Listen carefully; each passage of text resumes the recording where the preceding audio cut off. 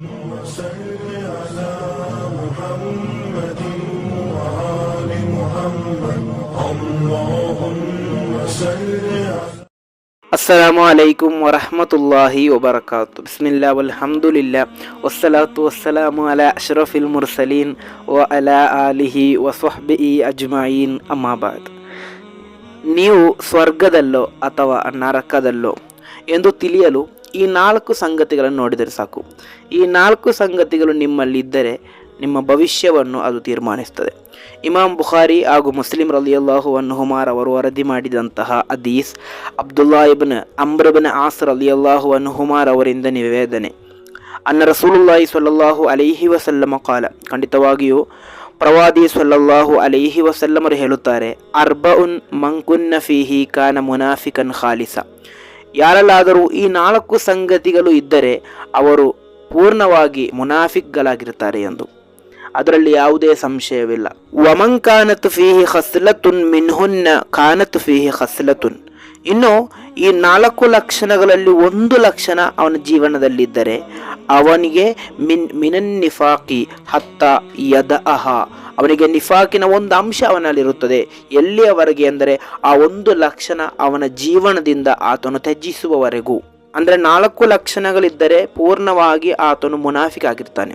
ಇನ್ನು ಅದರಲ್ಲಿ ಒಂದು ಲಕ್ಷಣ ಅವನಲ್ಲಿದ್ದರೆ ಅವನು ಆ ಒಂದು ಲಕ್ಷಣ ಎಲ್ಲಿಯವರೆಗೆ ಅವನಲ್ಲಿದೆಯೋ ಅಲ್ಲಿಯವರೆಗೆ ಅವನಲ್ಲಿ ಮುನಾಫಿಕನ ಒಂದು ಲಕ್ಷಣ ಇರುತ್ತದೆ. ಅದನ್ನು ಆತನು ತ್ಯಜಿಸಿದರೆ ಆತನು ಮುನಾಫಿಕಿನಿಂದ ಹೊರಬರಲು ಸಾಧ್ಯ. ಹಾಗಾದರೆ ಯಾವುದಾಗಿದೆ ಆ 4 ಲಕ್ಷಣಗಳು? ಒಂದನೆಯದು ಇದು ಅತುಮಿನ ಖಾನ, ಆತನ ಮೇಲೆ ವಿಶ್ವಾಸವಿಟ್ಟರೆ ಆತನು ವಂಚಿಸ್ತಾನೆ.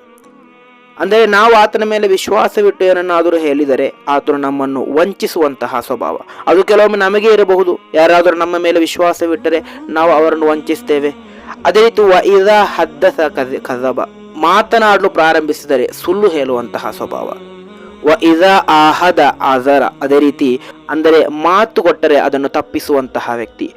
ಇದಾ ಖಾಸ್ವಮ ಫಖರ, ತರ್ಕಿಸಲು ಬಂದರೆ ಕೋಪಗೊಂಡು ಹೋಗುವಂತಹ, ಪರಸ್ಪರ ಮಾತು ಬಿಟ್ಟು ಹೋಗುವಂತಹ ಸ್ವಭಾವ. ಇಲ್ಲಿ ಮುನಾಫಿಕ್ಗಳ ಲಕ್ಷಣವಾದಂತಹ 4 ಸ್ವಭಾವವನ್ನು ಪ್ರವಾದಿ ಸಲ್ಲಲ್ಲಾಹು ಅಲೈಹಿ ವಸಲ್ಲಂ ಅವರು ಹೇಳಿದ್ದಾರೆ. ಮೊದಲನೆಯದು, ಆತನ ಮೇಲೆ ವಿಶ್ವಾಸವಿಟ್ಟರೆ ಆತನು ವಂಚಿಸ್ತಾನೆ. ಯಾರಾದರೂ ನಮ್ಮ ಮೇಲೆ ವಿಶ್ವಾಸವಿಟ್ಟರೆ ನಾವು ಅವರನ್ನು ವಂಚಿಸಬಾರದು. ಆ ವಂಚಿಸುವಂತಹ ಸ್ವಭಾವ ನಮಗಿದ್ದರೆ ನಾವು ಮುನಾಫಿಕ್ ಲಕ್ಷಣದಲ್ಲಿ ಒಂದು ನಮಗಿದೆ ಎಂದರ್ಥ. ಅದೇ ರೀತಿ ಮಾತು ಬಾಯಿ ಬಿಟ್ಟರೆ ಸುಳ್ಳು ಹೇಳುವಂತಹ ಸ್ವಭಾವ, ಅಥವಾ ಯಾರಿಗಾದರೂ ಮಾತು ಕೊಟ್ಟರೆ ಅದನ್ನು ನೆಲೆನಿಲ್ಲಿಸಲು ಸಾಧ್ಯವಾಗದಂತಹ ವ್ಯಕ್ತಿಗಳು, ಆ ಮಾತಿಗೆ ವಿರುದ್ಧವಾಗಿ ನಡೆಯುವಂತಹ ವ್ಯಕ್ತಿಗಳು. ಅದೇ ರೀತಿ ತರ್ಕಕ್ಕೆ ಹೋಗಿ ಕೊನೆಗೆ ಮಾತು ಬಿಟ್ಟು ಕೋಪಗೊಂಡು ಬರುವಂತಹ ಸ್ವಭಾವ. ತರ್ಕಕ್ಕೆ ಹೋದರೆ ಸೌಹಾರ್ದತೆಯಿಂದ ಆ ತರ್ಕವನ್ನು ಪೂರ್ತಿಗೊಳಿಸಿ ಬರುವುದು ಬಿಟ್ಟು ಅಲ್ಲಿ ಕೋಪಗೊಂಡು ಮಾತು ಬಿಟ್ಟು ನಂತರ ಅವರೊಂದಿಗೆ ಮಾತನಾಡದೇ ಇರುವಂತಹ ಸ್ವಭಾವ, ಅದು ಕೂಡ ಮುನಾಫಿಕನ ಲಕ್ಷಣವಾಗಿದೆ. ಆದ್ದರಿಂದ ಈ 4 ಲಕ್ಷಣಗಳಿದ್ದರೆ ಆತನು ಮುನಾಫಿಕ್ ಆಗಿರ್ತಾನೆ.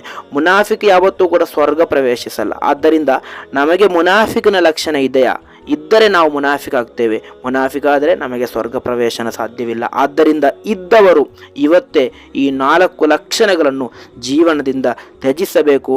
ಅಲ್ಲಾಹನು ಈ 4 ಲಕ್ಷಣಗಳಿಂದ ನಮ್ಮನ್ನು ಸಂರಕ್ಷಿಸಲಿ. ಅಸ್ಸಲಾಮು ಅಲೈಕುಂ ವರಹಮತುಲ್ಲಾಹಿ ವಬರಕಾತು.